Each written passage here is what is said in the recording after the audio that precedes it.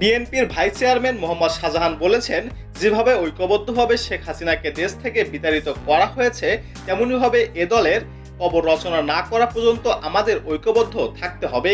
বিকেলে গণতন্ত্র দিবস উপলক্ষে টাউন হল মাঠে কুমিল্লার বিভাগীয় সমাবেশে ও শোভাযাত্রায় প্রধান অতিথি হিসাবে তিনি এসব কথা বলেন। তিনি বলেন, বিএনপি এককভাবে সরকার গঠন করেছে, এখনো সরকার গঠনের শক্তি রাখে। তারপরও বিএনপির নেতা তারেক রহমান জাতীয় ঐক্যের স্বার্থে এই দেশটাকে স্বার্থ গড়ার এবং যে পরিবর্তনের আকাঙ্ক্ষা মানুষ রক্ত দিয়েছে, সেই পরিবর্তনকে অর্থবহ করার জন্য রাষ্ট্র সংস্কার গঠনের স্বার্থেই এককভাবে নয়, জাতীয় সরকার গঠন করে দেশটাকে পরিষ্কার করতে চান।